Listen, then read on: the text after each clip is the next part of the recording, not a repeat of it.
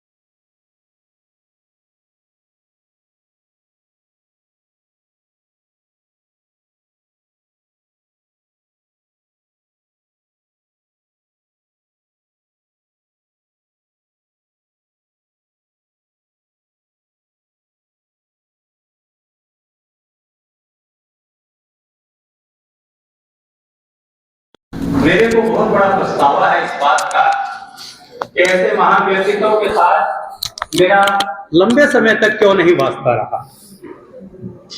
घर पे आए, डॉक्टर निर्मल लेकर आई, 2 घंटे बातचीत की और उनका व्यक्तित्व इतना प्रभावी था कि उस दिन से मैं उनका मुरीद हुआ। उसके बाद उनका एक दिन फोन आया कि आपने एक पुस्तक की समीक्षा करनी है और पुस्तक का नाम बताया गया। और मैंने कहा जी ना तो मैं लेखक को जानता हूं और ना ही मैंने वो पुस्तक पढ़ी है। कहते नहीं, आपने करनी है। दूसरी मुलाकात उस समीक्षा के दौरान हुई और तीसरी मुलाकात जो है वो फोन पर ही हुई किसी लेख के संबंध में। इतने जो प्रभावशाली व्यक्तित्व के धनी थे और ऐसे में चला जाना बहुत ही मन को जो दुख है वो पहुंचता है। जो लोग साथी रहे हैं उनका दुख का अंदाजा नहीं लगाया जा सकता, जिन्होंने जीवन गुजारा है उनके साथ। तो मैं उनको अपनी श्रद्धांजलि अर्पित करता हूं और मैं डॉक्टर साहब को बधाई देना चाहूंगा कि उन्होंने भारत की जीवंत परंपरा को सामने रख दिया है। स्वधर्म जो है वो किसी एक व्यक्ति का दिया हुआ नहीं, वो भारत की जीवंत परंपरा रही है।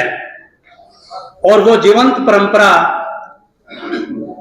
मैं समझता हूं कि भारतीय समाज की ही विशेषता है, भारतीय सभ्यता की ही विशेषता है, क्योंकि भारतीय सभ्यता में एक निरंतरता है, एक कॉन्टिन्यूटी है।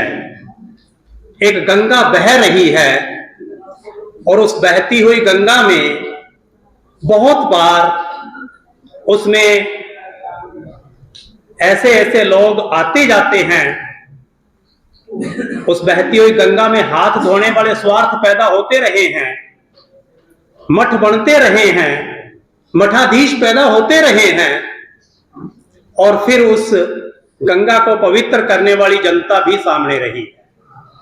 इसलिए ये स्वधर्म जो है इसकी पवित्रता निरंतर चलती रही है और इसलिए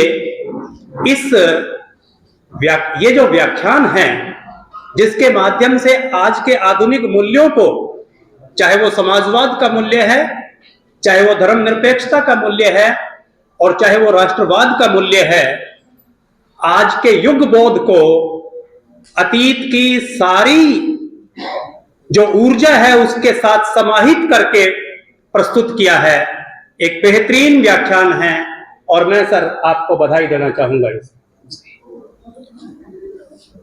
युग बोध जो है वो समय समय पर हुए हैं।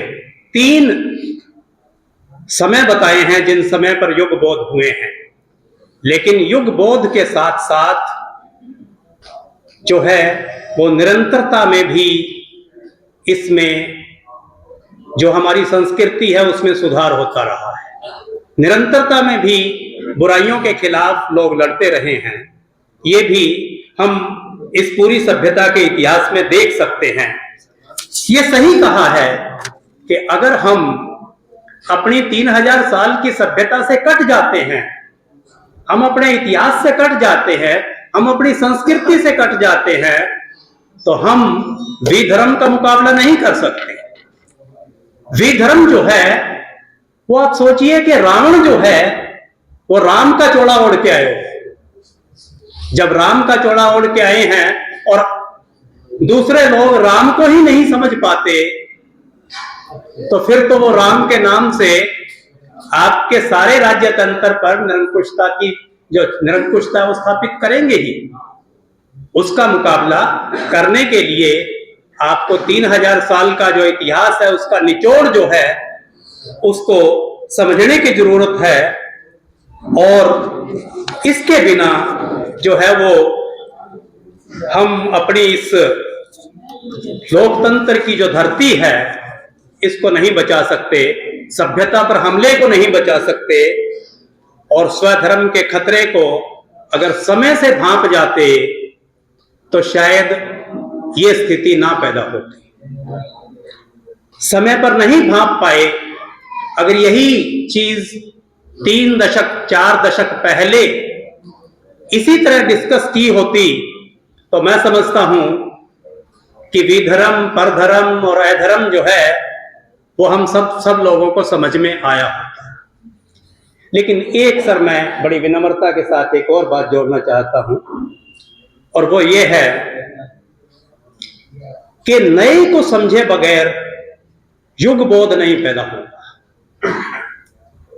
युग बोध सांस्कृतिक परंपराएं जो हैं वो उसके अंदर बहुत बड़ी स्ट्रेंथ होती है, इसमें कोई दो राय नहीं है। युग बोध में अतीत का सार जुड़ता है, लेकिन नए के बिना अधूरा रहता है। और अगर 3 दशक पहले जो आज इलेक्ट्रॉनिक रेवोल्यूशन हो रहा है इसको जनवादी प्रगतिशील लोग समझ लेते तो मैं समझता हूं कि विधर्म के हाथों में यह लोकतंत्र नहीं जाता। आज भी हम उसको नहीं समझ पा रहे हैं कि इलेक्ट्रॉन की पावर क्या है, एक इलेक्ट्रॉन कैसे दुनिया को हिला रहा है, कैसे अमेरिका और चाइना और बड़े बड़े साम्राज्यवादी और दूसरे देशों को हिला रहा है।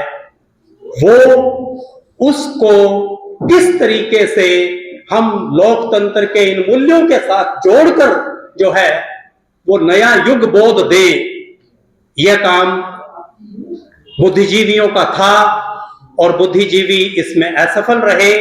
राजनीति लक्ष्य विहीन हो गई, केवल राजनीति कुछ पाने का साधन बनकर रह गई, और ऐसी स्थिति में विधर्म वाली शक्तियों को आने का मौका मिला है।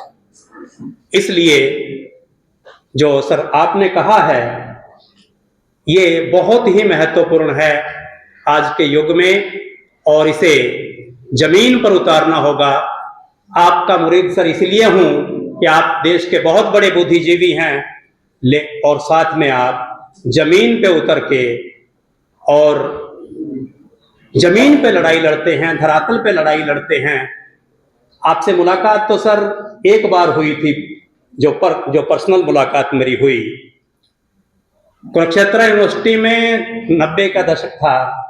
आप आए थे, डॉक्टर केसी यादव, डॉक्टर जेएस यादव, उनका मैं शिष्य रहा हूं। तो उस समय आपसे 2 घंटे आसपास मेरी मुलाकात रही, और उसके बाद आपसे लगातार मुलाकात जो है वो अखबारों से, सोशल मीडिया से, टीवी से होती रही है।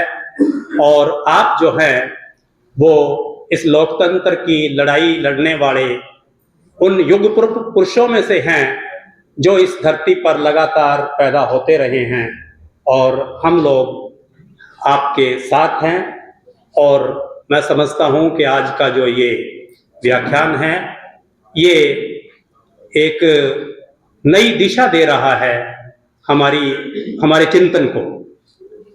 तो इसके साथ मैं अपनी बात खत्म करना चाहूँगा। सब लोगों का बहुत बहुत धन्यवाद।